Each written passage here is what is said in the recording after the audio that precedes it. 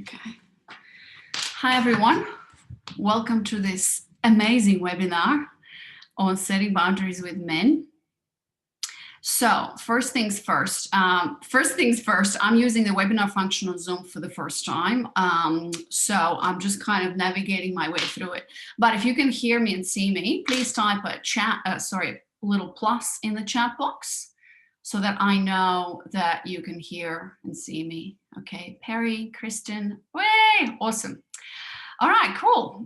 So I'll give another, 2-3 minutes for all the women who signed up for the webinar to join. Like the registration rate for this webinar was like through the roof. I'm like, what's going on? Women are really struggling with boundaries. So the first thing, while we're waiting for 2-3 minutes, I really want to get to know you a little bit better. So what we're going to do, please type in. So first of all, please make sure you have a pen and a piece of paper, because we're going to be doing some practical things together. So that's number one. Number two is make sure that you're in a quiet location. This webinar, I planned for it to be about 90 minutes. So that's the plan. So make sure you are in a quiet location. You close all your tabs, the Skype, the phone, or whatever, and make sure that you're present here and now. Just because this information is going to be so valuable, and when you're distracted, you're all over the place. So we want to make sure that you are here now and you turn off, your phone, all the other distractions, and type in the chat box your location. Where are you watching this from in the world live? I'm in Australia, in Canberra. Where are you? So just type in the chat box. Where are you? Let me see, so things are coming in.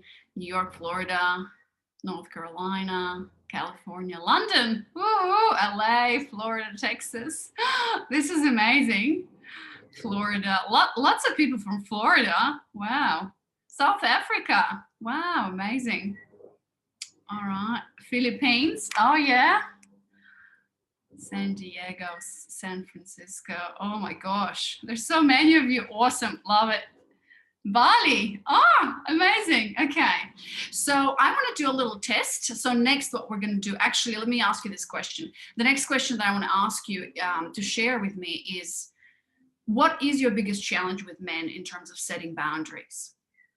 So, obviously you're here because there's an issue with boundaries, yeah? Or you know about boundaries, but you want to know a little bit more. So what is your biggest challenge with boundaries? And I know some of you have been really active on my Instagram and, posting on my stories and things. And I ask you to bring it on the webinar. And a lot of you have replied to my email about my homework. Basically asking you to share what is your biggest challenge. So this is the time to put it in the chat box so that we kind of manage expectations, and then I'll share with you what is going to be included in this webinar. And if there are questions in the end and things haven't been covered, then we can talk about it as well. All right. So while people are putting in their biggest challenges, and I won't be able to read all of them, but at least I'll have a look. I want to test. So I see I want to test something. So I want to unmute one of you simply because through the webinar, I think I will be able to unmute one or two of you to share. Not sure how that's going to go, but I'm going to test it and then we'll begin the webinar. So I see that one attendee has raised their hand. Let me just check who that is. Evangeline, you've raised your hand. So let me see. Okay. No hands. All right. So who wants to volunteer with me and just do a little test with me? Type in the chat box, volunteer, and then I can unmute you. Or actually, you can just raise your hand. Yeah, just volunteer. Okay, Evangeline. Yeah. So I just allow you to talk. Hello. Hi. Yes. Can you hear me? I can hear you. Okay. Awesome. Hi, Evangeline. Where are you? I'm in New York. I am in New York City. I'm in one of the outer boroughs of Staten Island, and raising my hand was an accident, but I guess it was meant to be. It was meant to be. That's right. I see a couple of raised hands here as well. So all good. All right, Evangeline, welcome and enjoy the webinar. Thank you so much. Thank you. Okay, so let me see.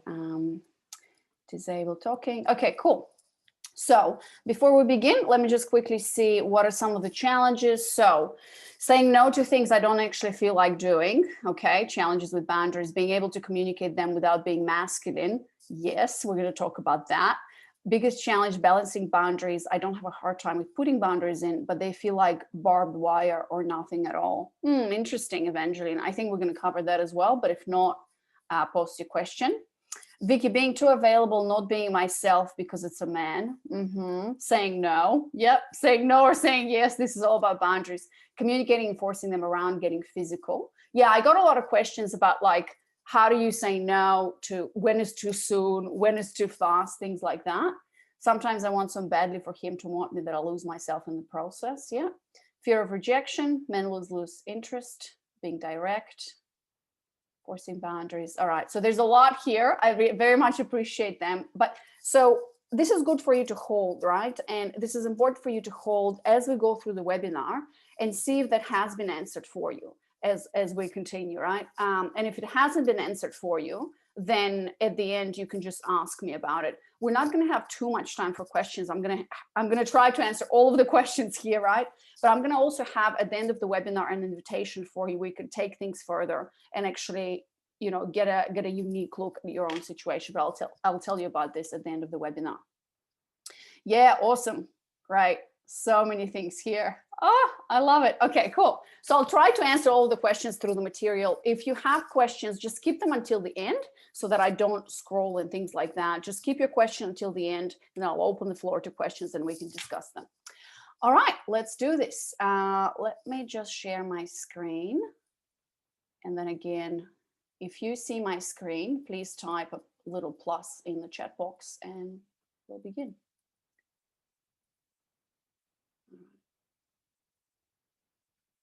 Cool. All right. Awesome. Okay. So ladies, welcome to this Setting Boundaries with Men webinar. So we've gone through the no distractions. So for those of you who don't know me, I think most of you know me, but those of you who may not know me, I'm Anna Rova. I'm a relationship, polarity, femininity, and feminine embodiment coach. I have a claimed podcast. I'm the founder and host of the claimed podcast, formerly known as Girl Skill. And you probably, some of you might be listeners of the podcast. I released an episode announcing this webinar, so you might have come from there. And on this podcast, I basically explore the subjects of feminine, masculine polarity, relationships, everything about men, feminine embodiment, and all of that. So if you are not subscribed to the podcast, you definitely should be. And I run a 10-week group coaching program for women to help them attract committed masculine men. My work is based on two kind of pillars. One of them is feminine masculine polarity. I've been obsessed with the feminine masculine polarity for the last maybe 7 years now. And also feminine embodiment is one of, I'm a feminine embodiment coach. So when you work with me or women in my program, we really focus on that, feminine masculine polarity and then embodiment. And they report that this is the missing piece actually in the work that they've done on themselves, on dating and relationships, so on and so forth. I'm also a wife to an amazing committed masculine man, or how my women in the program use the term #CMM, committed masculine men. I'm a lover, I'm a feminine partner, and I'm a mother. My daughter is 2 years old, and I've, as I mentioned, we currently live in Australia, in Canberra. But most of the women that I work with are in the US. So let's talk about who is this webinar for. So this is really for women who consistently experience challenging and setting boundaries with men, who want to say no, but say yes, and vice versa. I know there's quite a few of you here, right? Who are overstepping your own boundaries a lot of the times, who don't know how to communicate boundaries without being bossy or bitchy. I've got a lot of questions like, how do I say what I want to say without being his mother, bossy or bitchy? Yeah. So Gisela, her latest comment was like, how do I do this without being bossy or bitchy?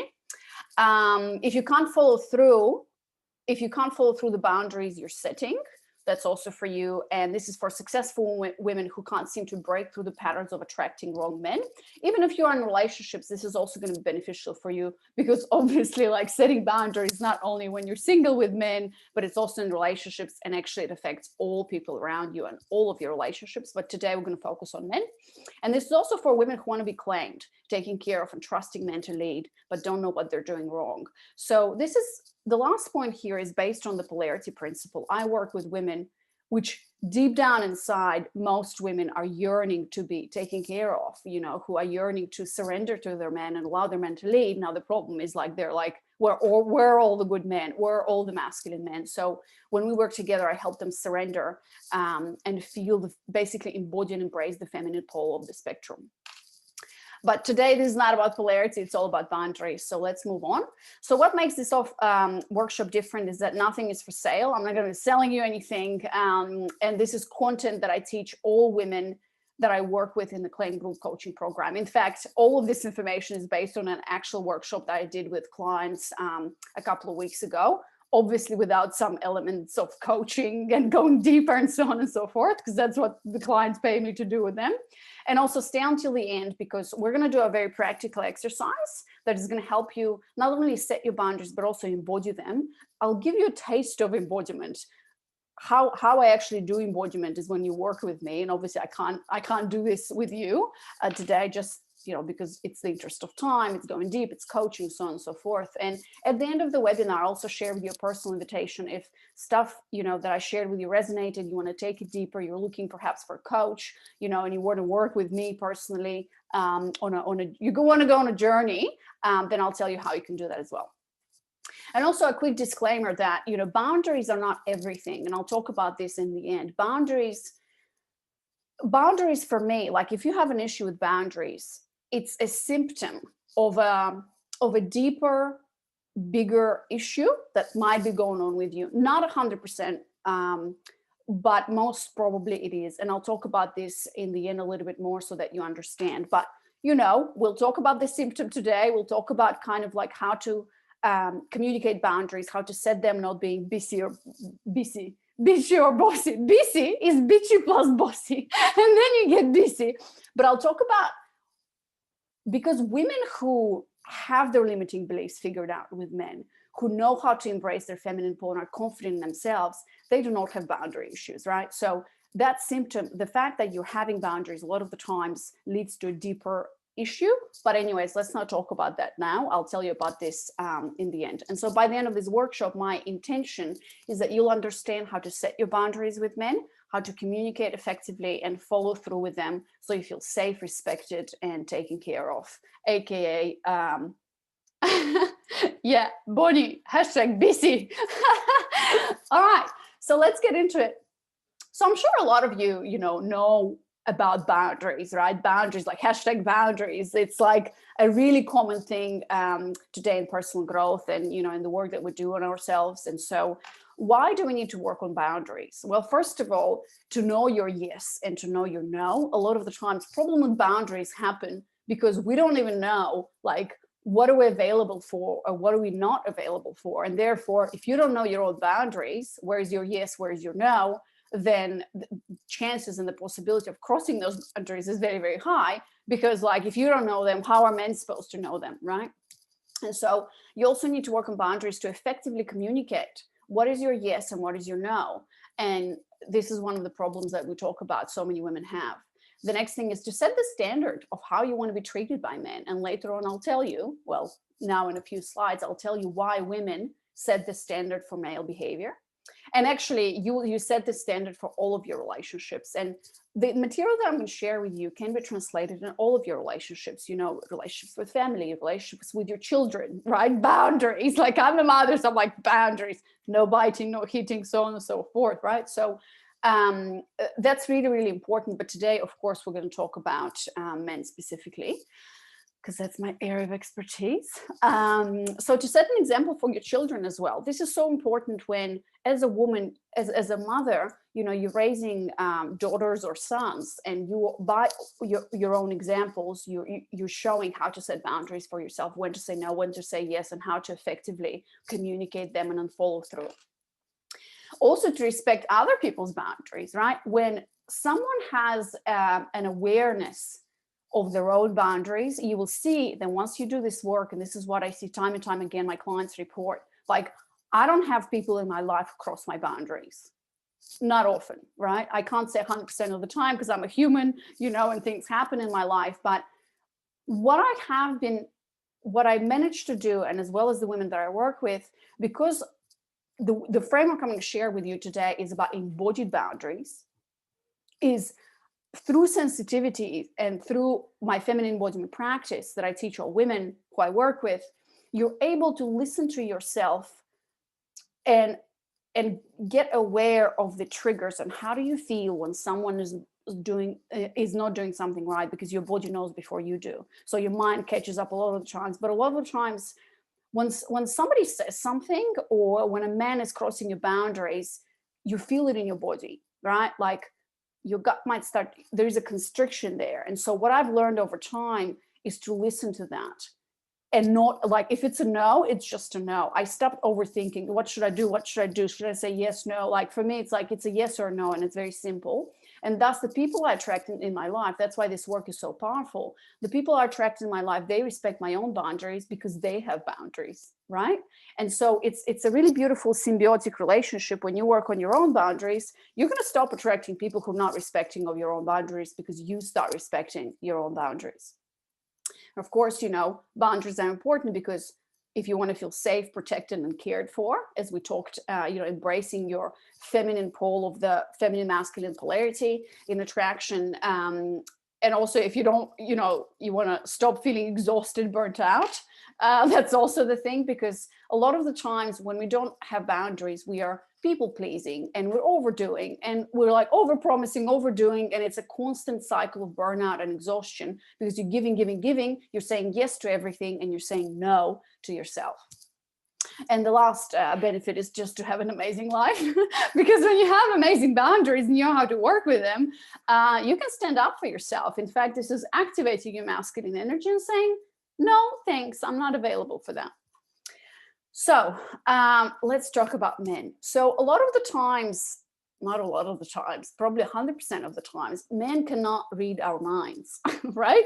And so if we ourselves do not know where our boundaries are, men also do not know where our boundaries are. And later we'll talk about why men adjust their behavior to the women they're with, because for some women, you know, for one woman, Jessica, for example, you know, it's okay to do certain things in her presence or to be around her. But for Mary, those things are not okay. So we are constantly testing each other's boundaries, right? Men are constantly test our boundaries, not on purpose, you know, not intentionally to be a dick, but to just, you know, see like, what's the territory here? What are the rules here, right? Like, what is this woman available for? What is she not available for?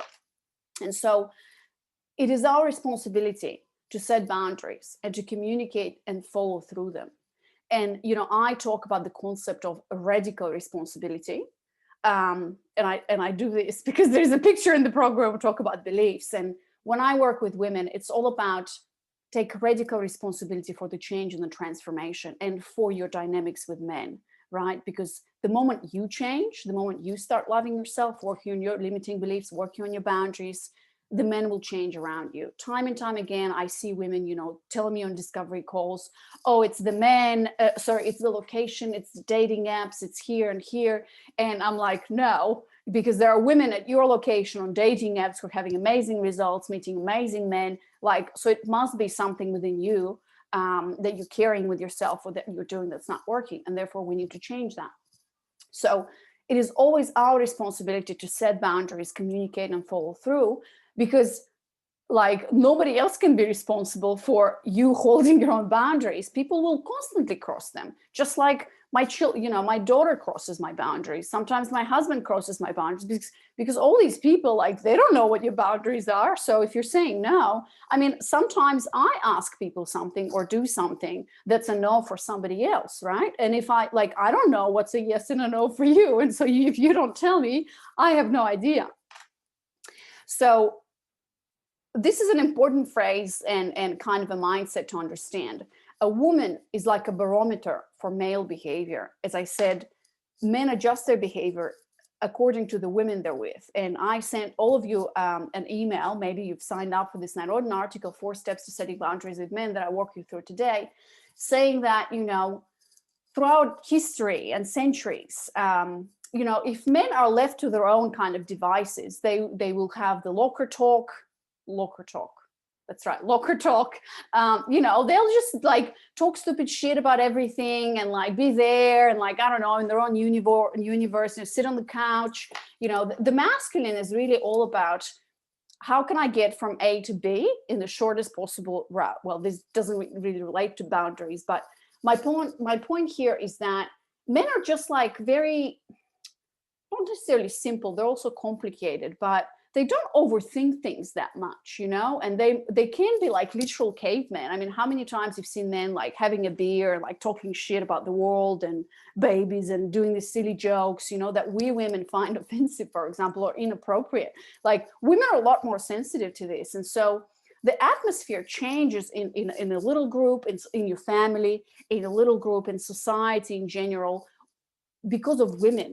We set the standard of like what's acceptable around me and what's not acceptable around me. And we can see it's really interesting. I've been reading some books about how we can judge the society's morals or behaviors, especially of men, based on the women that are around them. Because true feminine power and amazing feminine women will not let men become a bunch of pigs, will not let men become a bunch of, you know, toxic masculine men, because we're not available for that.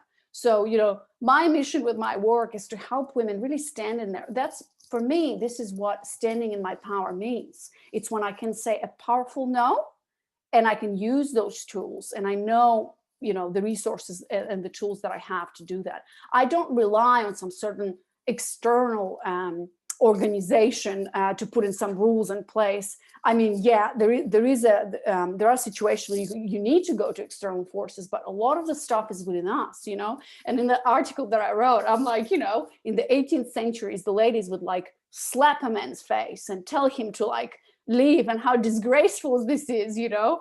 And now it almost seems, at least like to me, we're surrounded by women who can't stand up for themselves, you know.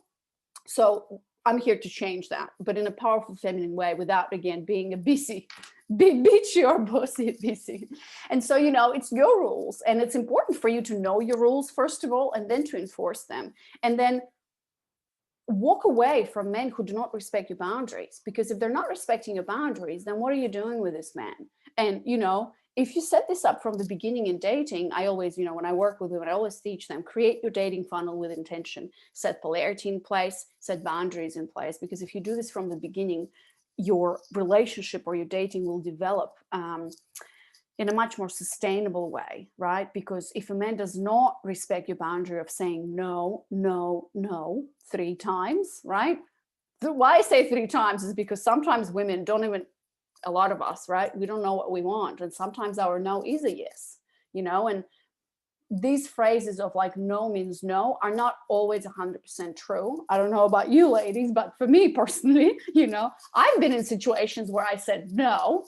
I'm talking about not sexual advances, but like flirting, when I with a man who likes me, you know, I like him, and we're sitting there and he's like, should we go to my place? And I'm like, no, I don't think so. But I'm sitting there really waiting for him to like advance. And so, but, you know, if I say no 3 times or 2 times, it depends on the situation. I don't want to generalize. But if a man is not respecting your boundaries of no, or whatever you're not available for, then what are you doing with this man? You got to get the hell out. Of course, if you're in a relationship already or in a marriage, you have children, things are a little bit more complicated, but you can still set up boundaries and see behavior change. And I'll give you a 4-step formula. So, you know, it's your rules. Like, is swear language okay? You know, is not following through on his words okay? Is talking shit about women, babies, and climate change acceptable around you?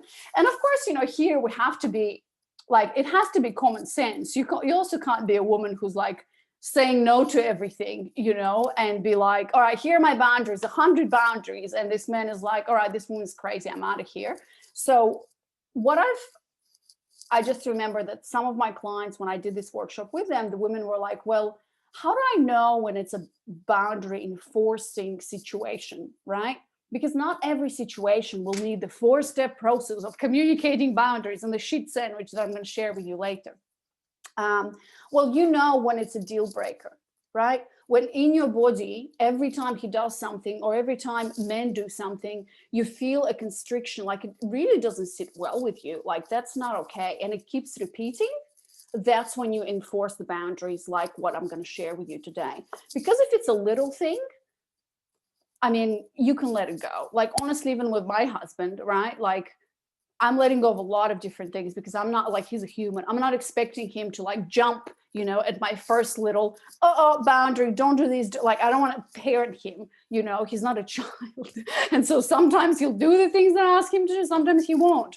But I only will press and establish my boundaries in a firm way where it's a deal breaker. So I hope this makes sense. Mary is saying, I'd love to know what you mean by walk away if a man doesn't respect your boundaries. Mara, let's go through the whole presentation and then hopefully this will answer your question. But in general, that's exactly what I mean. Like, and I'll tell you, yeah, let's go through the presentation because I'll give you an example of how to enforce boundaries. And if it's still not clear, then we can continue. I mean, I'll answer your question. So this is how, by enforcing your boundaries, knowing your rules, and then showing up for them and communicating them, following through, you turn frogs into princes. This is taken from Alison Armstrong's book, The Queen's Code. So the women who know their boundaries and enforce their boundaries in a feminine, powerful way, they're the ones who turn a man who's a frog, you know, a man who's lazy, his feminine energy or whatever, to stand up and own his masculinity and turn him into a prince, so to say. So he, you know, when men are around women who inspire them for bigger, greater things, who hold them accountable, who do the metaphorical slap in the face and who say, wake up, my friend, we're not doing this thing right, you know. What women do then is really activate their masculine power, activate their quest for good and for doing amazing things in the world, because masculine energy is really what drives the world forward in a masculine way in terms of achievement. Feminine energy is also driving the world in a powerful way, but it's a different quality of things, right? So, you know, men want to please women. Men want to be our heroes. And so when you have a woman who knows her boundaries, knows how to enforce them and say, no, I'm not available for that, this is not okay with me, men respect that and they will love you more for it because you know what you want and you know how to set that straight without being a busy.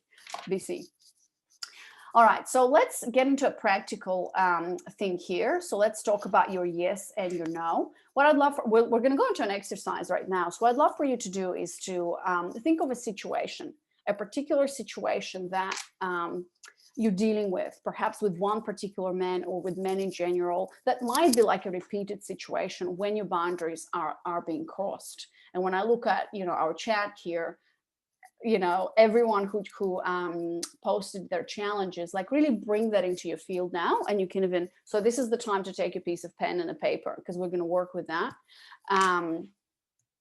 And I'd also love to give you an example based on a situation. So if somebody has like a super clear boundary crossing, so it can be with one man, with your dynamics or with your dynamics with men in general. So if somebody has like a clear situation, please type it in the chat box and I'll just read it. And as we go through the 4 steps of setting boundaries, I'll just take that as an example. So just post it in the chat box now. All right, so I'll continue to the 4 steps, but yeah, type in your situation. Okay, there's a lot of situations coming. All right, cool. I'll just randomly pick one as I give you an example here as we walk through them. So here's the framework, 4 steps to setting boundaries with men, right? So there's literally 4 steps, and then you can literally you know, like type 1, 2, 3, 4, and we're going to work through them one by one as we go through it. So number one is really to explore and set your boundaries. Like in the beginning, remember how I told you, you know, you need to know what your boundaries are because men cannot read your mind. You need to know what is your yes, what is your no, what are you available for, and what are you not available for. How do you know that? I'm going to ask you some questions right now based on your situation, and then we're going to drop into the body into step 2. You need to feel into your boundaries. But how do you know, like, what am I available for? What am I not available for? The trick here is not to overthink it. Like, you know, boundaries in sex, like some women are saying, not texting me in a timely manner at all, you know. The man that I've been talking to now says he has a girlfriend, but still is flirting with me, not replying to texts, right? Men not following through with spending quality time with me, right? So all of these things, it's literally like you take your situation and you say, and that's what we're going to work with next. So I'll explain to you step 1 in the next slide, but I'm just going to go through the 4 things here. So number 1 is you need to set and explore and set your boundaries. Number 2 is you need to feel into your boundaries. And this number 2 is actually what's the missing piece, I believe. And this is my personal opinion, and all of the boundaries work out there. And actually, this piece is missing in all the dating programs and relationship programs out there, because this is the feeling piece and the feminine embodiment piece, which is the foundation of the work that I do with women. So we're going to go into that. I'm going to guide you to your own body today. It's going to be very exciting, a little short meditation.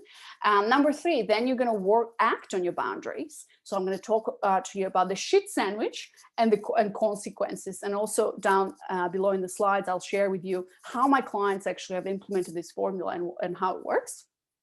And then number 4 is be ready to deal with repercussions. So whenever you're ready, let's begin.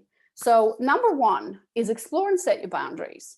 So within your particular situation, what we're going to do is literally, so put number 1 and then, you know, explore, set your boundaries. And then I'm going to time you in a second. But what we're going to do is you're really going to take your situation and say, what is your yes? What are you available for in this particular situation? And then what are you not available for? What is your no? So I'll take a random situation. All right, let me see what's in the chat. So I'll give you an example.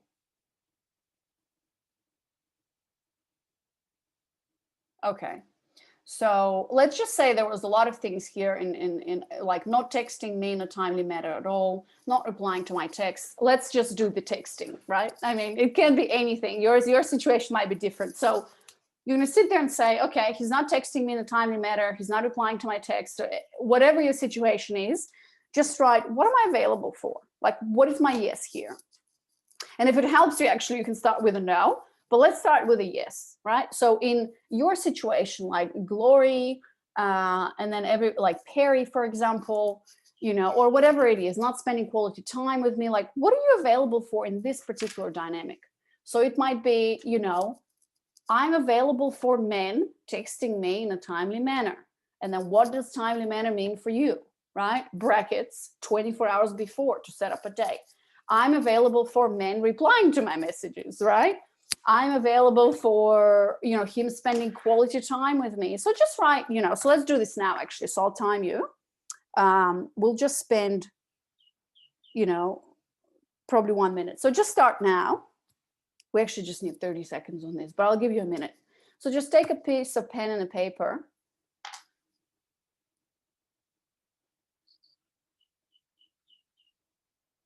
Yeah, and just write, what are you available for in this particular situation? Just talk about yes. Irina, we can see, you should be able to see the chat because, I see what's going on here. Yeah. So some of you in the chat box, you can choose to share, to chat with, send chat to panelists or panelists and attendees. Just make sure you send your chat to panelists and attendees. This will make sure that we see everyone. Because some of you have posted to just panelists, which is me and my support person.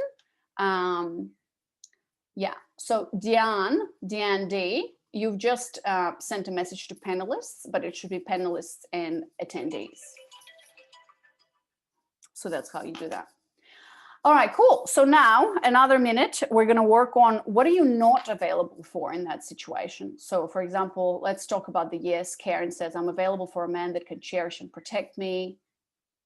Yeah, awesome. All right. Well, write this down, ladies, on a piece of paper so you have it to take with you, as well as the chat. I appreciate the chat, but this is more for you to take with you so that you know, or maybe you can remember. All right. So let's take another minute. Minute starts now. What are you not available for in this situation? So for example, I'm not available for him texting me 5 minutes before to come for dinner. I'm not available for him to, yeah, Karen, I'm not available for a man that wants to use me. Yeah, that's right. So just write it all down, whatever comes to you. So another 30 seconds.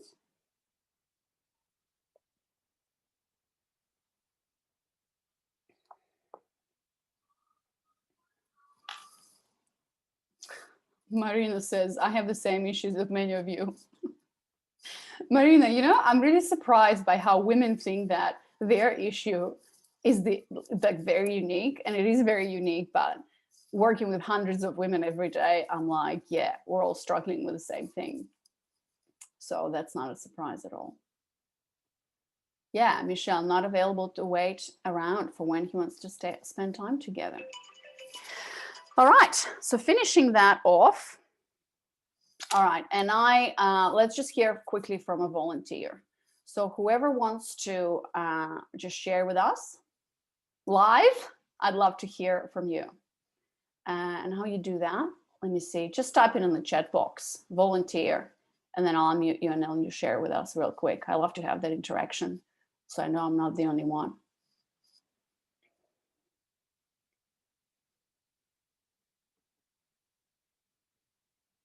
Okay, Katie. All right, Katie, I'm going to ask to unmute you. Cool.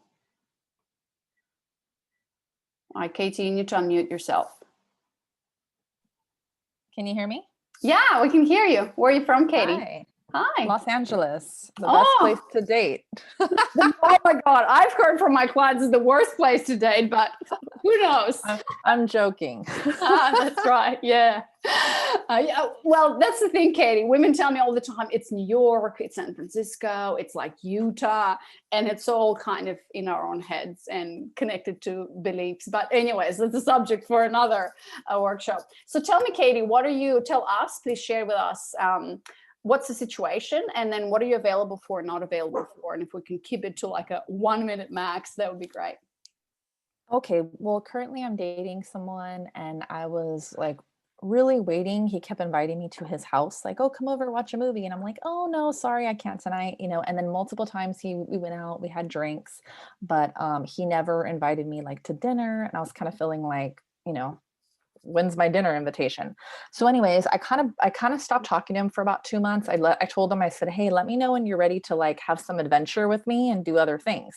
So he was just kind of like, okay. So 2 months later, he reaches out. And during that 2 months, like I did miss him a lot. So I was like, oh man, like, did I make a mistake of kind of like, I felt like I was setting up that boundary. So anyhow, he says, hello, how are you? We end up hanging out that night. I go to his house and we hook up. So what I'm not available for is I don't want to be with someone who only wants sex. I don't want to be with anyone who isn't introducing me to their friends and family and isn't making me a part of their life. Mm-hmm. I'm not available for a man who is cheap, who's not willing to take me to dinner and do things with me. And also a man who's not, wanting to spend quality time with me. Mm-hmm. That's a few things. Great. Okay. So that's what you're not available for. And what are you available for? What I am available for, let's see, let me go back to that.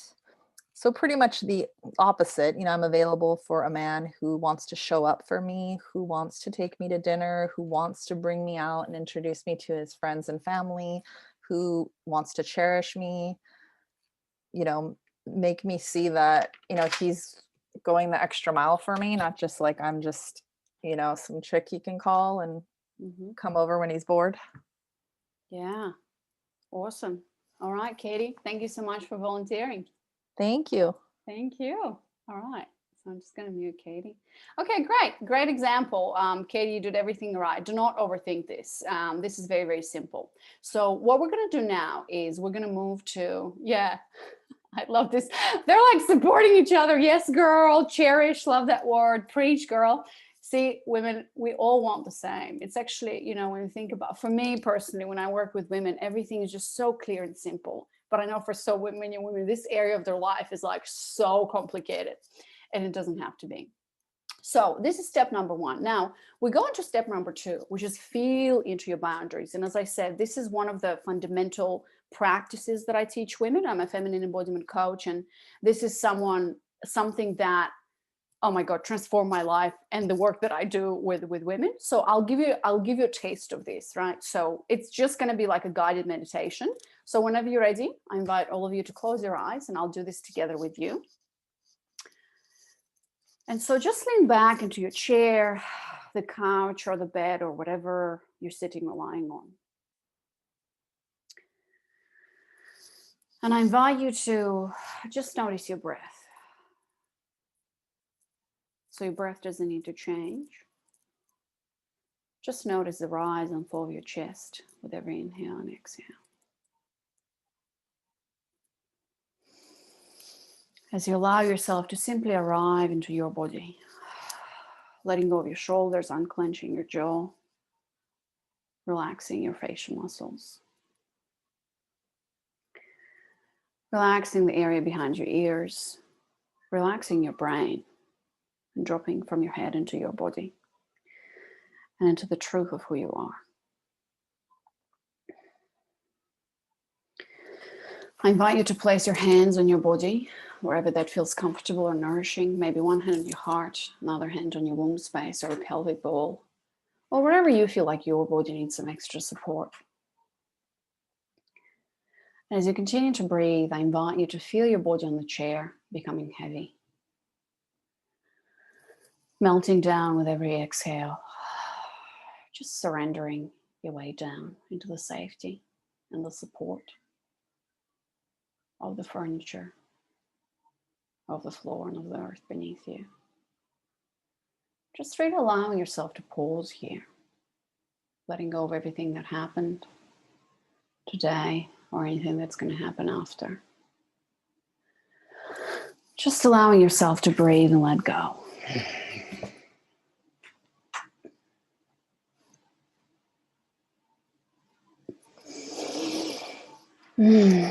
Keeping your eyes closed, I invite you now to bring in that situation that you're working through today. And I invite you now to feel into your yes, to feel into what are you available for, and allow yourself to notice how does that actually feel in your body, right? So for Katie, this was, I'm available for a man who shows up for me, who takes me out to dinner, who goes the extra mile, and with whom I feel cherished, right? So, or who cherishes me. So how does that feel in your body? With your eyes closed, just notice that. Notice if there's any textures or colors or images that come in. So just stay with that for a few moments now. And I invite you now to start moving your body in any small or big way that would allow you to actually welcome that sensation. And allow yourself to anchor that down and explore it in your body a little bit more. So just breathing and moving here, not worrying about this is really strange. Why am I doing this? Just staying open and going with the flow. And just remembering how that feels, remembering your yes. And now we're going to shift gears. And we're going to talk about your no and what are you not available for. So just breathing into that. What are you not available for, into that boundary? And noticing how does that feel in your body? Noticing what's the difference between your yes and between your no. So for Katie, it was, I'm not available for men who only want sex. I'm not available for men who aren't introducing me to his friends or family. For men who are cheap or not spending quality time with me. So how does that feel? How does your no feel in your body? breathing into that, just noticing. And then again, I invite you with your eyes still closed, just moving your body now in a small or big way as you continue to breathe and as you welcome that no in your body.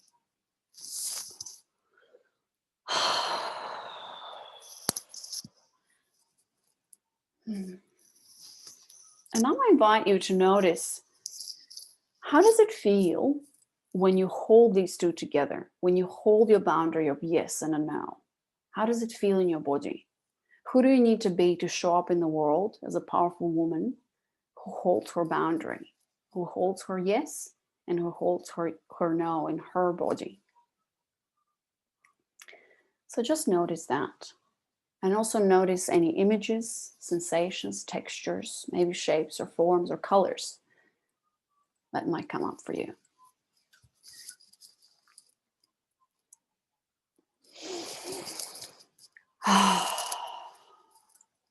And then whenever you're ready, taking your time here, there's no rush.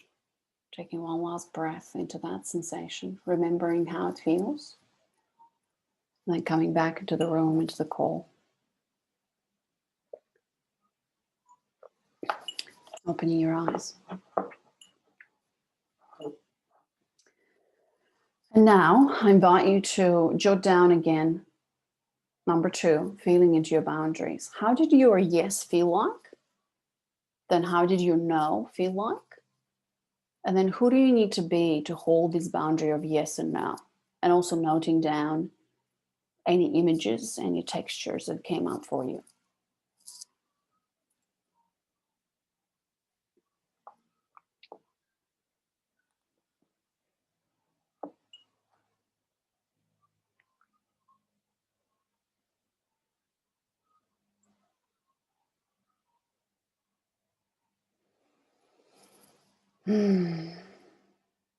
All right. So I want to hear from not a volunteer. So somebody who wants to share, what did they feel in their body? And look, this is all, I just shared with you like literally a glimpse of feminine embodiment. You don't even need to understand anything about it. Obviously, you know, if you want to, by the end of this webinar, you want to take the next step and work together, we will be able to discuss it in more detail. But what you need to know now is that embodying your boundaries is one of the most important things that you can do. Because a lot of the times it's like, well, here's my yes, here's my no, and then you keep crossing your boundaries. And that's why this is the missing piece, because the more you embody your boundaries and feel into them, every single time that that man is going to do something that you're not available for, you're going to feel it and you're going to start listening to that. And obviously it's a practice. Feminine embodiment, I use that tool, right, and a coaching tool through the whole process and the whole journeys. A lot of the time, women have a problem today. They are in their head all the time in their masculine energy. And so what we need to do is we need to drop from our head into our own bodies and learn how to feel again. And I can tell you, this is like the magic pill or the magic secret. When women know how to do this, and when we work together, I share a daily practice. I actually shared it for free as well. But obviously, like, to get the most benefits out of it, you probably need some help and guidance and to work through your limiting beliefs and everything. So don't overthink this. Just know that you need to remember this and really feel into your boundaries. That's the most important thing, because you can talk all day about yes and no, but if you're not listening to your body and if you're not embodying your yes and a no, and that also actually happens, like, you don't need to say anything to anyone. A woman who knows what she's available for, not available for, she translates that in energy as well. So let's see.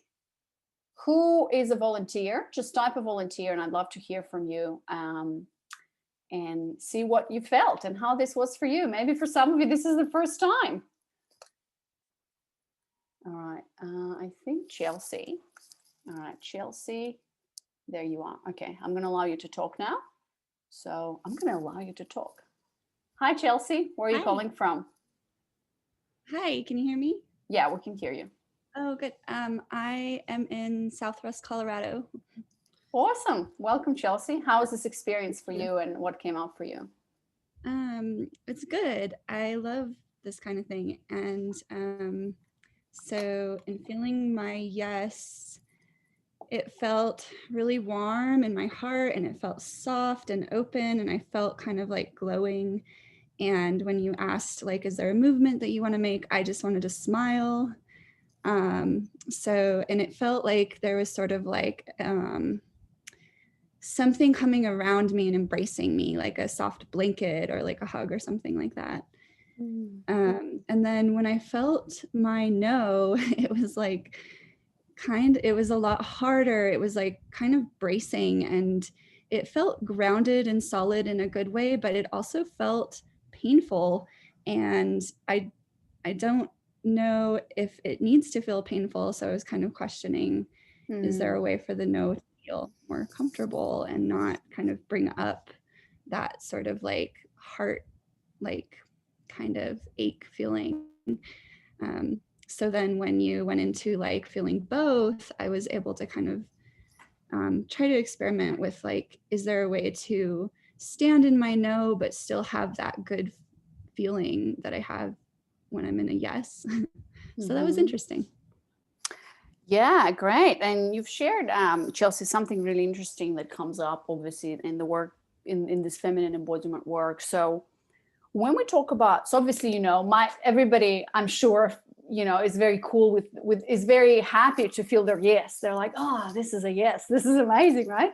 But when it comes to holding a boundary of a no, it's a very different feel and energy. And a lot of women experience constriction, you know, and see, that's very, very normal. So first of all, one of the principles of feminine embodiment is that we do not judge sensations and feelings. And I'm teaching that to my 2-year-old now. Like, do not judge. Every feeling is accepted, right? But unfortunately, as adult women, we don't live in a society that accepts negative feelings, quote unquote. And so what feminine embodiment does as a tool and as a foundation for the work that I do with women and for myself, it allows you to welcome the whole spectrum. That's why I said, you know, welcome it in and embody that, so that there's no judgment and that feeling anything is okay. So that's number one. Number two, my belief is that it felt painful or very, very constricted. A lot of the times it does feel this way. And I'm not sure if, Chelsea, this is your case, but in my experience with women, working with women, it has been because we are not comfortable with saying no, because we want to be a good girl, you know, we don't want to like, you know, how is it, not test the waters, but, you know, we don't want to ruffle any feathers. You know, we just want to like be a good girl, so to say, you know.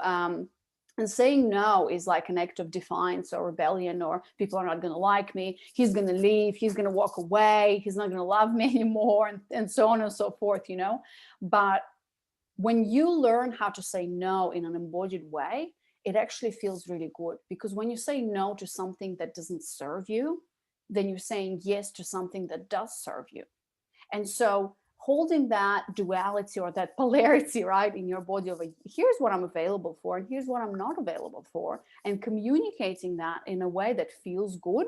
Like, I don't have any problems of saying no. In fact, now I've come to the point where I'm saying no left and right, and I don't feel guilty about it, right? It doesn't mean that I'm perfect. And sometimes there's this feeling of like, oh, that's a little uncomfortable, but it is what it is. Because if you don't stand up for your own boundaries, then nobody will. And we expect that other people will stand up for us and like know what our boundaries are. But as we talked before, you know, this is not like, we can't expect that, especially from men as well. So that's how I would, Chelsea, in your case, that's how I would work with your no. First of all, understanding and welcoming and accepting that pain is there, welcoming that in. And then second, allowing yourself to feel and hold space for both. And this will come with practice, right? So yeah, does that help? Yeah, awesome. Thank you.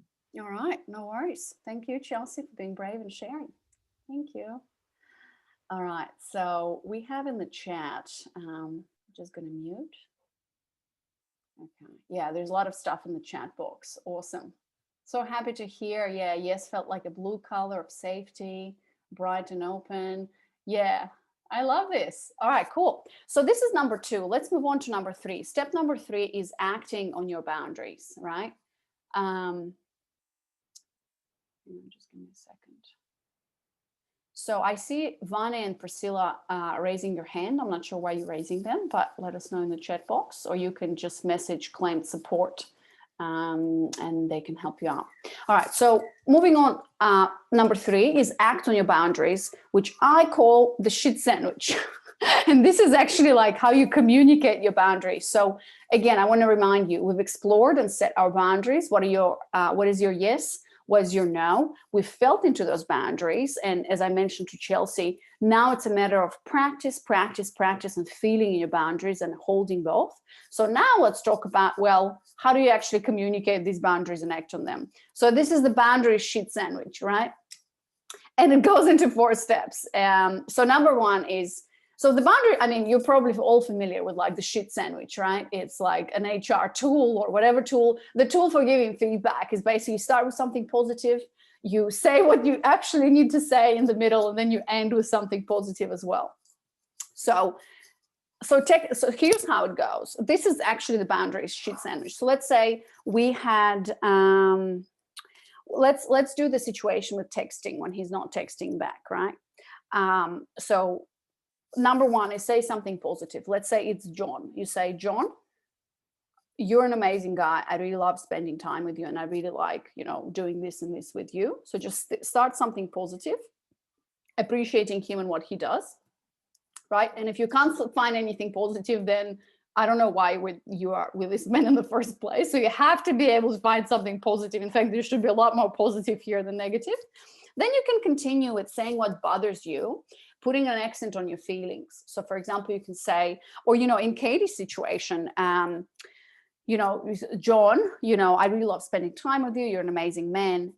And then, setting up your boundary of like, what is your no, or what you don't want to happen. For example, Katie, you can say, I really appreciate your time, love spending time with you, but I'm only available for men who, or for dynamics with men who are serious, or who are available for a relationship or for something more serious to develop, right? Or you can say, I'm not available for just casual sex. Actually, just say that, because when you say for something to develop, this is like, oh my God, I don't even know what this is. What the fuck, stuff like that. Sorry, I'm swearing sometimes. I hope there's no children around, but I'm like super direct and this is my style. So you can say, I'm not available for casual sex with men, right? And then the third step is end on a pleasant note. I'll tell you about number 3 here, but end on a pleasant note and say, so John, again, I really appreciate the time I'm spending with you. You're an amazing man. And I trust, magic phrase, write it down. I trust that you will respect my boundary. And if you want to continue forward, I trust that you will respect my boundary. That's how you communicate this situation to John. Whenever your boundary has been crossed, you feel it in your body, you communicate. Start something positive. Tell him what you're not available for. Put an accent on feelings. It makes me feel, not you make me feel, but for example, in Katie, it makes me feel like I'm not respected, cared for, and I'm not a priority. So I trust that, you will respect my boundary. So let's say Katie communicated this. So that's number 1. As soon as the boundary happens, you need to communicate it, right? And remember, you need to pick your battles. Like if it's a small little thing, he did not, I don't know, he said he's gonna order chicken and he brought fish. Like, don't make a big, if it's a deal breaker for you, then communicate the shit sandwich, right? So Roxanne, I'm going to get to the consequences next. So that might be enough, right? For that man to hear you, because men do not know what your boundary is. So that might be enough. So he will correct his behavior and move forward. If he really wants to be with you, appreciates your company and energy, then he will do, he will respect your boundary. Now, let's say it happens that, he does not respect your boundary. And Katie, John keeps calling you for a booty call, let's say, right? Or being cheap. Mara, I trust. So Mara's asking the I trust sentence. So just say, I trust that you will respect this boundary, right? I trust that you will follow through and respect my boundary. That's it. There's no blaming. There's no like guilt tripping. There's nothing like that. You're just communicating your boundaries and ending up in a positive note. I trust that you will follow through and will respect my boundary. That's it. So let's say John does it again and is like booty call, whatever. So now, Katie, it's time to introduce consequences, right? So this is step number 3. And I put it together here, but basically you introduce consequences. The first simple shit sandwich didn't work. You introduce a consequence. So you say, again, the same thing, positive, then you give him what he needs to hear, and then consequence, and then something positive. So you say, hi, John, hey, John, I really enjoy spending time with you. You're an amazing man. As I mentioned to you before, I'm not available for casual sex. It doesn't make me feel respected or cared for. Please do not do this again. And if you do this again, so consequence, if you keep, calling me on a booty call, blah, blah, blah, I'm going to stop communicating with you, right? I'm going to stop responding to your messages. Whatever the next logical step of a consequence is, and every situation is different, then you apply that consequence, right? You don't need to go straight into, I'm going to stop talking to you, right? But in the particular situation with Katie, like, I don't know if anybody has an idea for a consequence that you start with a baby step, right? It can be something like, I'm going to have to change the subject. I'm going to have to, next time we see you, I'm going to have to do this. I'm going to have to leave. I'm going to have to put the phone down. I'm going to have to do this. It's a consequence. I'm teaching my toddler this now, it's like action, consequence. I'm going to have to remove myself from your company and walk to the other room, whatever this is, right? And so then you end with the same thing. And again, John, you're an amazing guy. I love spending time with you. I hope you can continue this, and I trust that you'll respect my boundary. Done? Finished. Let's say next time John doesn't understand and doesn't hear you, he does it again. Then basically it's recycle and escalate. Recycle and escalate rule means that if a man is not hearing your consequence and keeps crossing your boundary, you escalate the consequence. All right, Katie says, how about we'll have to remove sex until things change? Katie, removing sex from men and using this as a carrot, I would not recommend that, because that, to me personally, this is my personal opinion, this is like using sex as a tactic and a manipulation. I don't like to be that woman who's like, you didn't do this, no sex for you for a week. I don't like to do that. So I wouldn't recommend doing that. For me, I wouldn't put that as a consequence. And a lot of women do this. I'm not a fan of that. So because that to me would be a sign of toxic femininity. Why? Because men use their power when in a disadvantageous. So men use their power and the resources that they have and they have built to use other people and women. That's toxic masculinity. We use our power where a lot of the times our power lies in our sexuality, as all of you know. So I would not recommend that. Rachel, this is not threatening. So now we get to the point where like, what's the difference between BC, being a BC, which is a bitch and bossy, right? And doing it in a powerful feminine way. So here's the difference. When you walk up to the room and to a man and say, hey, John, don't do this because I'm going to walk away, and don't do, or something like, I don't like when you do this, do not do this, or I'm out of here. So notice the tone of voice, notice the posture, and notice how you communicate this. And the intention there in your communication, your whole body posture is like a guilt trip and a blaming trip, right? But when you communicate this in a shit sandwich and you escalate with consequences, you're almost like, taking a step back and saying, John, it's not like I'm not blaming you for doing this. It's my boundary. And it's up to you to respect my boundary or not. Because I'm a woman of value. I know what I want. I know who I am. And I'm an embodied woman. So this is why embodiment also matters a lot. Because when you're welcoming your no and your yes, again, remember, taking radical responsibility, you're processing your emotions through you. And you're not just like going out to John being like, you're an asshole. Why did you do this? Blah, blah, I work a lot with women around their stories in their head. So it's all about coming back to yourself, taking radical responsibility and say, hey, John, detaching yourself from the story and saying, hey, John, you're an amazing guy. Please don't do this again. When you do this, it doesn't make me feel good. Please don't do this again. If he does this again, then you're setting up a consequence. The difference between bossing him around or parenting him around or bitching is in your attitude, your tone of voice, and in blaming him, right? So putting all of that you don't like on him. And then you're giving him a choice to follow through and to follow through his actions, right? To me, that's not threatening. That's just setting up a boundary in a respectful way, right? So you escalate the consequences. So, you start with baby step. I'm going to have to change the conversation, right? If he does this again, you do this again. I'm going to have to, not see you again, or not see you. I'm going to have to stop communicating with you for a while. Yeah. Then you escalate. And, look, after like 3 or 4 times you've done this shit sandwich and the man is still not hearing you, it's like, why are you communicating with this man? Because it's very clear, it's a pattern.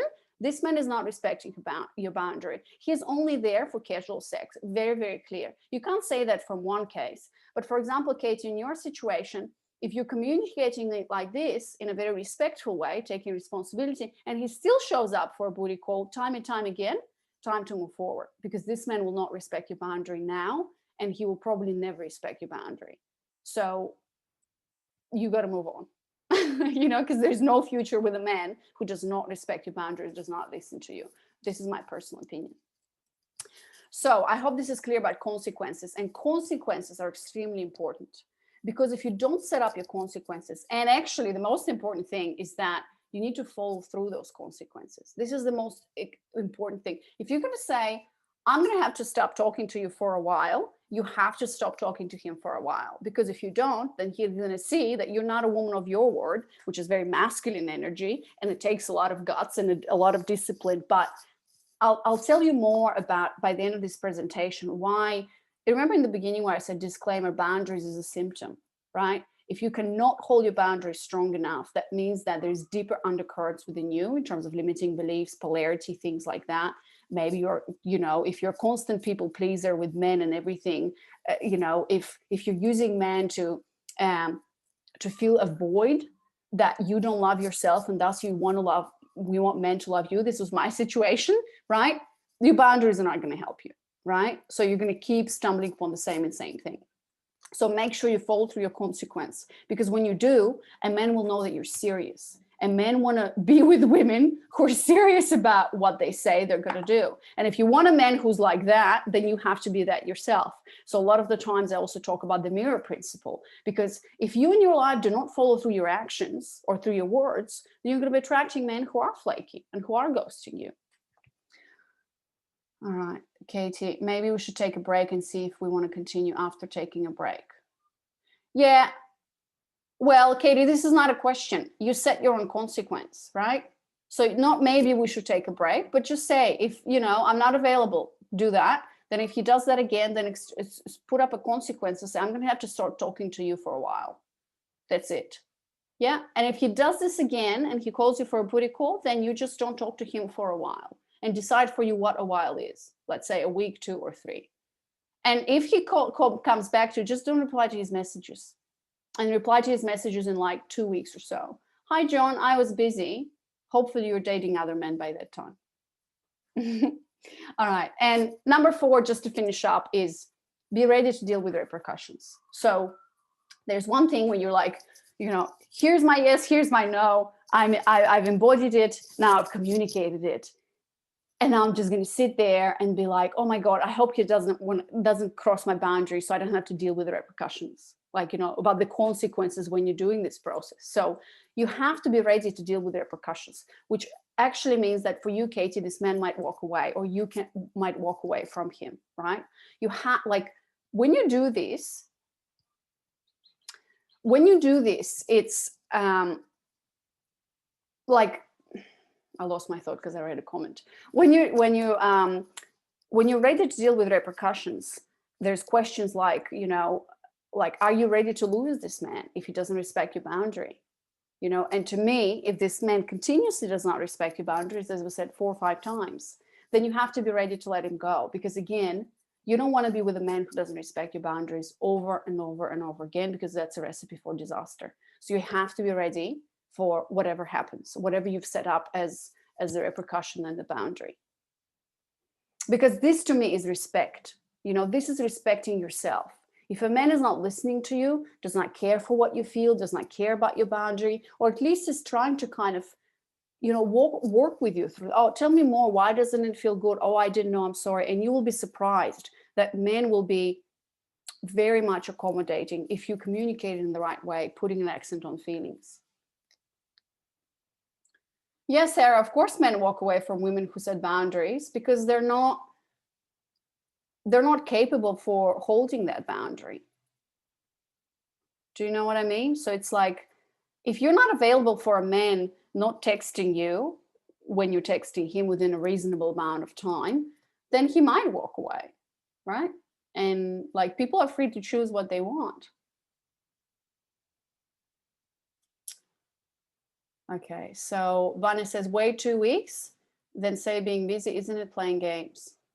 No, it's not playing games, because playing games, it's when you deliberately tell him this and then sit for 2 weeks at home, not doing anything, and like sit there and wait every 5 minutes until he messages, right? So my whole philosophy, and when I work with women, is all about have an awesome, amazing life, date 3 men at a time, set your funnel with intention, work on your limiting beliefs. So you're a woman that doesn't sit there and wait 2 weeks. You're not waiting for 2 weeks, but you're mentally taking a note that you've set up this consequence with this man, right? And look, and again, you're going to have him in your field. If he messages you again for a booty call, you're like, I'm not available for that. So I'm going to have to stop communicating with you for a while. Or in that case, like, set up your consequences. Think of a consequence that feels good for you and then follow that through. Vicky says, I feel like you're being mean with the way you treat me and it doesn't make me feel good.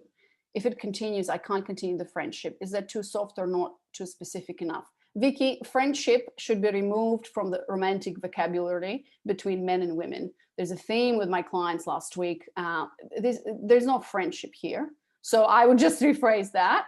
And then I'd say, so look at your language. You say, you're being mean with the way you treat me.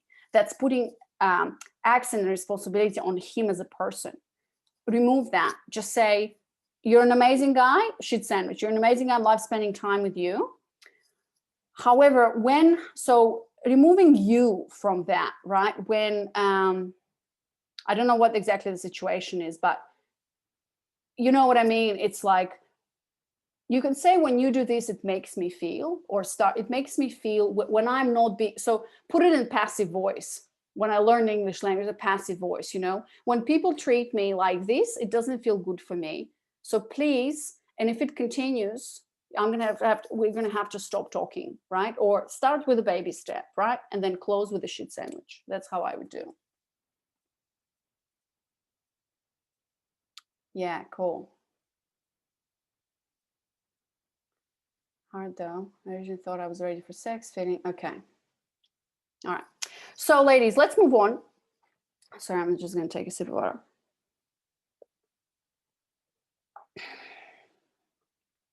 All right. So boundaries, as I said. So actually, this is the time if there are any questions at this point. So we walked through, I should have had a slide to summarize. But we walked through, why is it important to work on your boundaries? That men can't read your mind. They will always test your boundaries. Be ready and prepared for that. And that it's your responsibility to set boundaries, communicate them, and follow through. You are a barometer for male behavior, right? And then men adjust their behavior to according to the women they're with. So all of you women today, right? You all have different boundaries. What's a boundary for me? What's a yes for me can be a no for you. And so, it's all up to you. And men will adjust their behavior according to the women they're with, because they want to please you. They want to surprise you. They want to be your hero. Men are driven by masculine energy. That's their essence, so to say. Sorry. And so women are driven by their feminine energy. That's our essence. And so, when you really work on your beliefs around men, and you're embodying yourself as a feminine woman, all of your dynamics with men will shift, and you will see that men are ready, willing, and available to help you, to be your hero, to do things for you, because they just want to make you smile. That's all that it is. Well, for me, this is very simple. And so it's your rules. Then we explored the 4-step process, right? Explore and set your boundaries, what we did today. feel into your boundaries, act on your boundaries, and be ready to deal with the repercussions. There's a lot of comments in the chat box. Unfortunately, I'm not able to reply to all of them, but let me see what I can. And then we're going to move on shortly into, if you need help and want my support, right, to go with you through this whole thing and much more, then I'll tell you how to take the next step. But let me reply one last question from Claire. I originally thought I was ready for sex. Feeling into my body, I noticed that I'm not ready, that I'm ready for sensual touch and cuddling, but I'm not ready for penetrative sex. Yeah, Claire. So, so Claire, in this case, you should just be the same thing. Just set your boundary. If you're not ready for sex, you're not ready for sex. Just say that, you know? I'm just not available for it because it's too soon and I'm not feeling it. And then that's it. I hope you'll respect my boundary. That's it. It's very simple. All right, cool. If there is more questions, I can answer them at the end, but let's continue. So ladies, let's talk about, you know, boundaries are not everything. In the beginning, I told you that boundaries are a symptom most of the time. I'm not saying all the time, but most of the time, especially if it's a pattern. Like, I'm a big fan of patterns, because when you see patterns with men happen all the time, right? Like boundaries are not respected, or he's ghosting you or whatever. That to me says that there is something deeper here running underneath. And why I use the image of an iceberg, if you've been on my last month's webinar on limiting beliefs, is because a lot of the times there's so many, not so many, but there are undercurrent issues there, because it's not just about the boundaries. You know, as we said, a woman who can't set her boundaries, follow through them, you know, there's a belief there perhaps that that you're not good enough, that you have to be a good girl, that he will leave me, that he will not love me. And so you are attracting men who are mirroring you in that way, right? So you need to work on those beliefs. And so there are hidden unconscious beliefs there. I won't go into too much detail about it. I'll tell you what to take the next step to actually, you know, talk about this more. But every single time a woman tells me I'm attracting assholes, I'm attracting unavailable men, it's all about the beliefs you hold about yourself as a woman, about relationships, and about men. So if you're feeling consistent, a pattern of attracting emotionally unavailable men, of men who are ghosting, you know, just want to sleep with you, which basically means that they're emotionally not available. There's something deeper here. And there's also polarity issues. If you're attracting men who are in their feminine energy, right? Men who want to be led, men who allow you to do everything for them, right? Where you taking charge, and instead you want a man to take charge. That tells me that you're occupying, you know, you're living your life in your head all the time, and you're constantly your masculine energy. I work with women who are successful, who are running businesses and careers and stuff like that. And so we are programmed and conditioned to work in that masculine go, go, go, and not in the flow state, not in the surrender state. But that's what we want. We want to be in that state, and we want to attract men who are, you know, in their masculine energy, who take charge. Like, that's what's attractive. And a great masculine man will also know how to respect your boundary when you tell him no. So that's why I'm saying, you know, it's not about, if you're consistently experiencing issues in boundaries, there are undercurrent hidden beliefs and polarity issues. So if you want to take this further, I hope, you know, we're coming to the end of the webinar, but if this has been helpful for you, I'm hoping that, you know, you will take this into your life. But if you're consistently experiencing this, I invite you to take the next steps. So if you have a question about, you know, how can I apply this to my situation, I invite you to learn and apply a proven method that I've been telling you about, my clients and I have used to attract committed masculine men. So this is for women who are single, you know, who are into this dating thing, and, you know, what do I do? He's ghosting me. He's only available for sex. So, you know, this is a journey into the group coaching program that I do called Claimed, that will allow you to rediscover who you are as a woman, change your beliefs about yourself, men, and relationships, set boundaries in an embodied way. You're going to get a lot of support, and this journey is going to be amazing. I'm going to show you some of the screenshots from the women in the program. So for example, Leo, she says, starting the program, my biggest issue was knowing, defining, and clearly communicating my boundaries. For Q&A coaching and FF is a feminine flow practice that I teach women to do daily as a feminine embodiment tool. I became so much clearer in this, as well as being laid back in communicating those boundaries without over identifying emotionally with them. Instead of compromising my boundaries in order to be more likable, ding, ding, I learned to clearly state what I want and need in a soft, vulnerable, and warm way, which does not make me unlikable. On the contrary to what I used to believe, right? So it's very attractive when a woman knows how to set her boundaries, and not in like busy way, but in a way like, there's no blaming here. This is what I'm available for, right? And it also transmits, as we talked about, through her energy. She says, being all these soft and sensitive things is not working against me, taking care of myself, being clear of my standards and how I want to be treated. I have the impression I became more trustable and approachable to people, not only to ones that know me, but also to complete strangers. I also know it will work. It will be work that will never end, which is true, but I confidently feel that the foundations have been laid out for sure. To know that this group and Anna will be here for what the future has to bring just enforces this. Thank you. Stephanie, so she's talking about, let's talk about boundaries with her boyfriend. So she says, so she basically talks about a situation that she set her boundary. So she was there, before she would be getting angry, crying, issuing ultimatums, things like that. Now she says, he said he was resolved to change. It felt amazing to be able to say, I'm not upset. You know that the consequences of doing that behavior is that I don't hang out with you as much. So she did the shit sandwich, right? You do what you feel is best. You see that phrase? It's like, you do what you feel is best. Everybody's free to choose. And when a man feels free with you, it's actually so amazing, because he's like, oh shit, like now I have to deal with all of this. What do I do? If I want to be with this woman, how do I change my behavior? I'm starting to gain a real understanding of the saying, a man convinced against his will is of the same opinion still. You can only set boundaries and then let people make their own decisions to support you in those or not, and then following through on the consequences, right? So you're giving that man a choice. Are you going to support me in these boundaries or not? And if he says no, then it's a no, if that makes sense, right? My feminine flow practice has released the social conditioning that tells me that I'm not important enough to put my needs first. So it all comes down to putting yourself first. Boundaries are an act of self-love. Oh my God, hands up, everybody needs to write it down. Hashtag boundaries are an act of self-love. Yes, this incident showed me that they will actually bring the right people closer to you and not further away. Stephanie, such a beautiful woman. Another thing, right? This is recently from Alana, a client in the group, and she says, this is actually a sexual conversation. He ended up taking things a little too sexual for my first conversation with someone. And after identifying my boundaries during Thursday's group Feminine Flow, something that we do in the program, I was able to give him the shit sandwich, and he asked for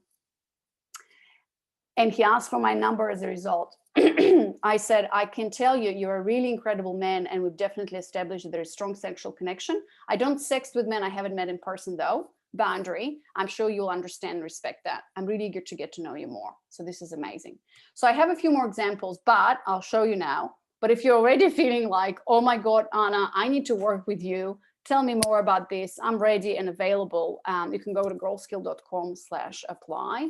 And my claimed support person can just post it also in the chat box. So you can click there, and it's basically a two-step process. There's a short application with like 10 questions, I think, where you just apply for a discovery call. It's a free discovery session. It's going to be an hour. You're either going to talk to someone on my team or me. It just depends on how this is going to work out. And we're going to talk about what's your current situation, what's your desired situation, and then we'll see if it's a great fit working with us together. So after you apply that, that's the first step, apply, and then the second page is going to be for you to schedule a call in the next few days. So I highly encourage you that you go to growskill.com/apply and apply for your call there. And we're excited to speak to you. So let me just share with you next. Angel is saying, this work is truly changing me. For this, I'm grateful. My embodiment practice has me stepped into queendom. Boundaries can feel graceful and feminine. Good morning from, I think she's in Hawaii.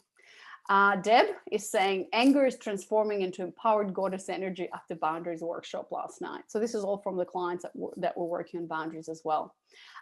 Stephanie is saying, big thank you to Anna for the boundaries workshop flow last night. I got so much out of it and wanted to share what came up for me this morning as I continue to explore this morning. And what continues here is kind of a share from Stephanie how she was pairing up with this feminine embodiment coach. And during the session, I got a vivid image of a layer of ice and things like that. So, so they were working around being the person who sets and hold boundaries. So sometimes, and probably most of the time, you'll actually need help in embodying those boundaries and working through those beliefs. So that's what was happening with Stephanie. And the last screenshot I have with you is, I think this is Stephanie as well, another Stephanie, but she says, last week with this shift I've experienced, our communication started to change with her man. I leaned back totally and have made it a rule that I don't initiate conversation with him at all. After a few days of quiet, he initiated a conversation about our relationship, and I looked into booking a ski trip in Hayes. Then a few days later, used the shit sandwich boundary setting script to talk about what makes me feel secure in the relationship. It's a good thing that Anna warned that a man who is unused to taking masculine action is going to have a major adjustments. Prepare yourself for some weak ass excuses, ladies. I didn't let them trigger me. It felt like the type of control you have to have as an adult when a 3-year-old discovers swearing. Don't get sucked in. Ignore the bullshit words, then watch to see what he does in the following days. So, okay, so again, we go through the application stage. These are all the women, well, some of the women in the program. So just curious, ladies, will these be you? You know, if your dynamics with men are not working, you need help and support, you don't have the time, right? Maybe your clock is ticking and you really want to attract that amazing committed masculine man, I very much encourage you to apply for a discovery call. You know, it's free. There's no obligation there, but make sure that you're there to explore working together and not to get free advice.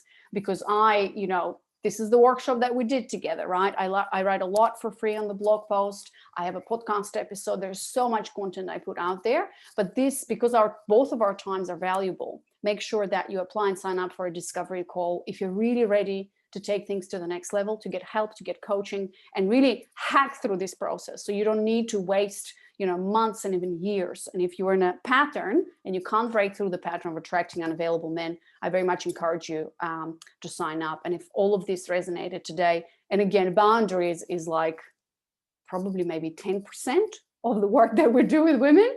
And yeah, I'm just so grateful for all the women that I work with and for their transformation. And so if you're curious working with me and going through this process together, let me tell you who is this for. If you're a successful woman who's tired of figuring this out on her own, like what am I doing wrong is the biggest question here with men, we have an answer for you. If you've hit a wall, a blind spot, or missing piece in your relationships with men, sign up. If you want to break through the patterns, as I mentioned before, this is for you. Don't want to wait any longer and need an urgent change, this is for you. If you're tired of showing up at weddings and falling asleep alone, and this is a painful problem that you want to solve, I very much invite you to apply for a discovery call. If you're curious and you're ready to do the work, you're ready to invest in yourself, invest with time, energy, and money, this is for you. And who is this not for? If you're not ready for a big change, please do not apply. As I said, our time is valuable. If this is not a priority for you, if working in your dynamics with men and your relationships with men is not a priority, not for you, if you're not willing to do the work and not ready to invest in yourself, then this is also not for you. But if this is for you, again, this is my last slide of the presentation. Apply for your discovery call. We've opened our calendars this week, and so we're waiting to talk to you and hopefully get you enrolled and get started. So girlskill.com/apply. Let me just see what's happening in the chat box. I wasn't talking to you. All right, so just looking lastly in the chat box, Erin, would you recommend waiting to share your boundary? If there is any questions about boundaries, please feel free to ask me. We have a little bit of time. Would you recommend waiting to share your boundary when the man returns in the situation where he wasn't talking to you? Erin, I'm a bit confused here. Would you recommend waiting to share your boundary? So if he returns, when the man returns in a situation where he wasn't talking to you, if he returns and everything is great, then you don't need to enforce your boundary. But if the boundary crossing continues, then you would need to enforce your boundary. Yeah, Tiffany said more masculine. Yeah. Tendency. Vicky, I have a tendency to say I'm sorry, but I'm guessing I shouldn't start ever with I'm sorry. Yeah, that's a good thing, Vicky. Yeah, I mean, you don't have to apologize for your boundaries. You know, you don't have to apologize for what are you available for, what are you not available for, right? I thought the boundary was not being not communicative. So Erin, this is just an example of a boundary of like, I'm going to stop talking to you is quite already an extreme escalating boundary. So stop with, as I said, this is just a formula that I shared with you.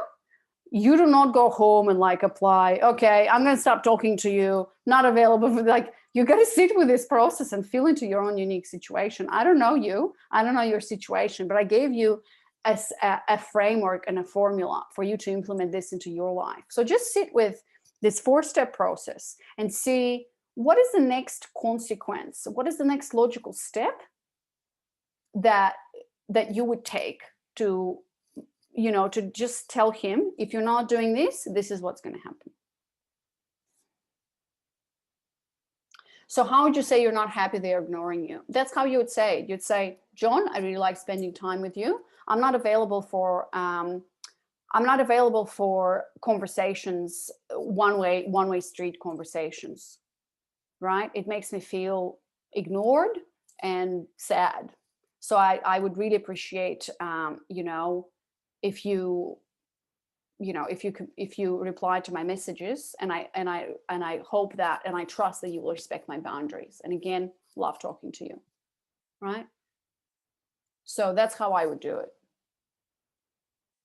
But also, you know, this is also when we talk about polarity, right? When I work with women, it's all about let the men come to you. They're supposed to be chasing you and pursuing you. If they're not chasing you and pursuing you, then they're just not interested. You know, if a man is not replying to your messages, like it's, I mean, unless something happened, right? Then he's just not interested. And I always teach women to have the rule of thirds, right? You date 3 men at a time, always. You always expose yourself to as many men as possible, because you're not in a relationship until you get claimed. And then you work on that polarity and you have an amazing life, right? You're so focused on yourself while exposing yourself to amazing men that you don't have time to sit there and be like, you know, one rule from me is if you find yourself counting minutes, hours, days, and weeks from when he last called you or messaged you, you're in a trap, because you're sitting there and waiting for a man to message. Yeah, if they stop talking to you, Erin, then, you know, either A, something happened, like an emergency, or it's a pattern, they don't want to be talking to you. So if they don't want to be why would you want to be with someone who doesn't want to be around you or talk to you, right? Isabel, does looking for a commitment of marriage eventually in a relationship considered a boundary? That's a really interesting question, Isabel. So this is, yeah. So I actually wrote an article called 5 Things to Do If He Hasn't Proposed Yet. I think it's a podcast episode, but the thing there is, it can be a boundary, Isabel, but a lot of the times and you'll see in the article, it's like if a man is not bringing up marriage, it depends on the situation, right? But if a man is not bringing up marriage, I would, first of all, we always go inside and we're always introspective, taking radical responsibility. I would ask yourself, how are you not available for marriage, right? So I always suggest that you do not bring up marriage. You do not bring up the proposal. And as a woman, it's a very tough decision. And you also do not wait until he becomes ready. So you have to ask yourself, if you're okay being with this man right now, right here, without him ever proposing to you, are you okay with being with him together? Then if your answer is yes, then just enjoy life and be with this man, right? But if you're not okay and your clock is ticking and you want to be married and this man is not on the same page, then you need to think about this. What do you want to do? Do you want to stay with the man and like wait until what if he's never ready? So for us women, it's a very different game that we're playing, because for us, a lot of the times we want to be married because we want to be secure, right? We want to be secure in a secure partnership. that, you know, families involved, children are involved. You don't need to be married to have all of that. But personally for me, and, you know, I got proposed like 9 months after we met, because I was applying all these principles. But, you know, it can be a boundary, but I would not, the marriage thing, I would not implement the 4-step process. Like, you can't be like, John, you're an amazing guy, but because you're not proposing, it makes me feel sad. So you better propose, because that will push him into consequence. I'm going to leave. If you propose or I'm going to leave, that's in my opinion, that's the worst situation you can find yourself as a woman. Because as a woman, you never want to pressure and push a man into proposing. And another thing that I want to tell you, we're going to go 5 minutes, well, 10 minutes over, we'll finish in 5 minutes. Isabel, another thing is that for a man to propose and make that decision, it's a very serious decision that affects all his life. For us, it's not, I mean, it is a serious decision, but he has to make that decision and propose to you. Because if he does it because you pushed him, he will resent you for it for a very long time. So I wouldn't recommend it. Deanne, what if you're married and your husband keeps crossing your boundaries no matter what you do? Deanne, enforce the shit sandwich. What are you available for? What are you not available for? I worked with a lot of women who are in couples and relationships. The shit sandwich and the 4-step process to setting boundaries is your best friend here, and start introducing consequences. Socks are laying around. Next time, socks are going to be in the bin, right? Dishes are walking around, consequences. Dishes are going to be, you know, in your sink, right? So that's what you do. Katie, I'm curious how much you should reach out versus how much they should reach out. So Katie, the normal rule is, and if you're curious, go to my 10 rules of being claimed on Instagram in my IGTV, or there are actually 10 episodes of on the podcast. And one of the episodes is you create your funnel, men compete. Personally, I think that, you know, I always tell men are supposed to pursue you. So you're not reaching out almost at all, unless it's like an emergency. If he wants to be with you, he will be reaching out and pursuing you. And this way you giving him a chance to pursue you. And men love that game. And you are playing a game in dating. This is a game that's amazing and you should be enjoying. So when you get into that state of embracing your femininity, embracing your feminine pull, living your life, dating 3 men at a time, like I just had a client, I'm actually going to show you. Here you go. I hope you can see my screen. So let me just, I think she won't mind. This woman joined the program like a week ago. No, sorry, 2 weeks ago. And she says, ladies, it's insane how much I'm getting asked out. Literally cannot keep track, right? This is what happens when you know the principles of polarity. You're embodying yourself as a woman, having a lot of fun. Men will be reaching out to you and asking you out, and you are allowing them to do that. Working out, yeah.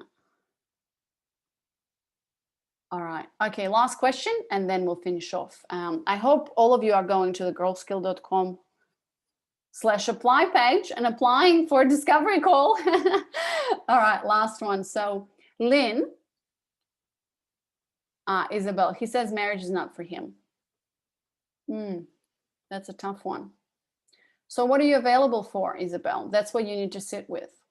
Are you available for, is everything in your life with this man, like, are you happy with everything besides the thing that he's not proposing? Like, if there's no urgency for marriage for you and you're absolutely happy and you're happy to stay with this man, obviously I don't know your situation. That's what will work for you together in the program. But, you know, you have to make a decision, right? Marriage is not for him. It seems like marriage is for you. So there is a fundamental kind of conflict of values, of interest. And if marriage is not for him and you're not available, you're available for marriage and things going into marriage, then that's a conflict of values.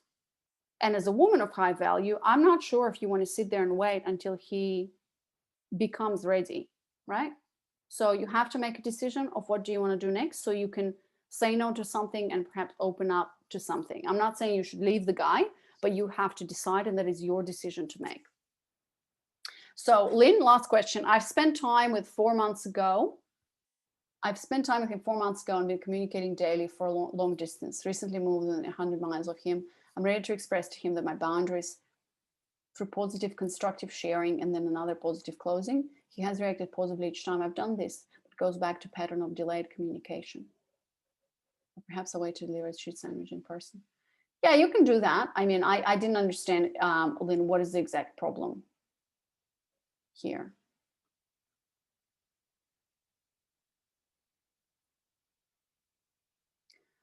All right, well, I'm like, last one. Isabel, do you work with women like me who want to figure out what I'm actually okay with and how to apply the consequences of leaving if I do decide that I need the title without the ultimatum? Yeah, Isabel, if you're curious and interested in everything that I've been sharing with you, you can apply for your discovery call and talk about it.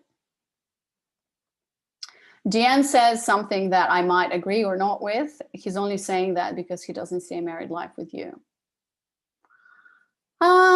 You know, I wouldn't pass that judgment right away because we don't know Isabel's situation. You know, some men really, you know, are ready for marriage with one woman and then are not ready for marriage with one woman and then they're ready for marriage with another one. Some men are just not ready for marriage in this particular season of their life. I have a girlfriend who's with an amazing man. She's very happy with him, but the guy literally says, I'm just not ready, maybe in a few years. So as a woman, you have to make the decision, are you ready to not...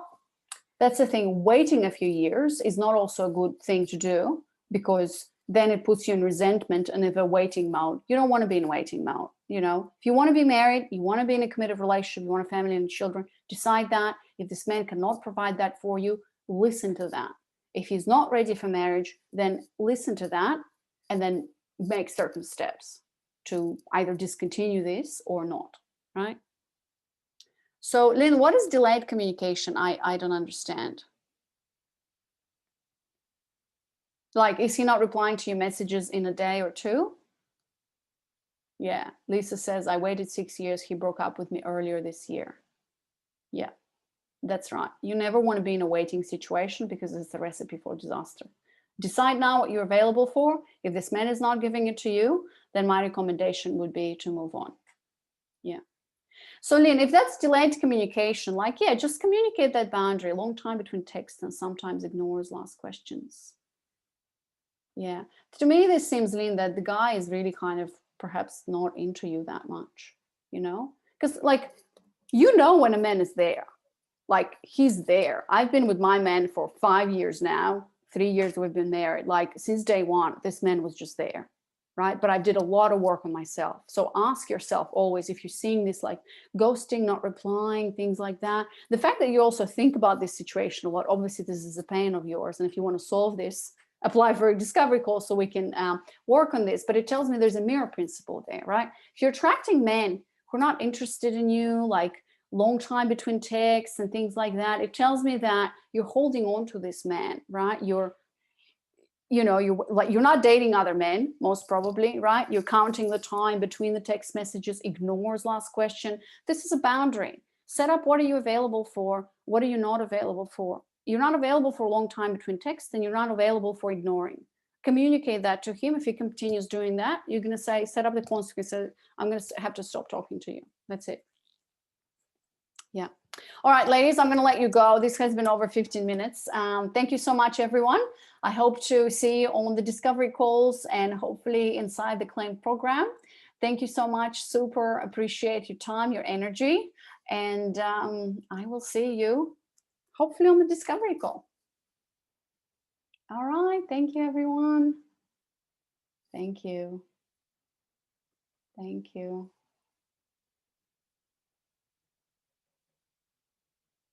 Thanks so much.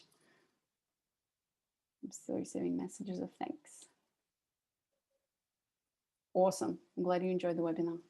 All right, ladies. Thanks so much. Now you can see my face. I'm going to say goodbye. All right. Bye.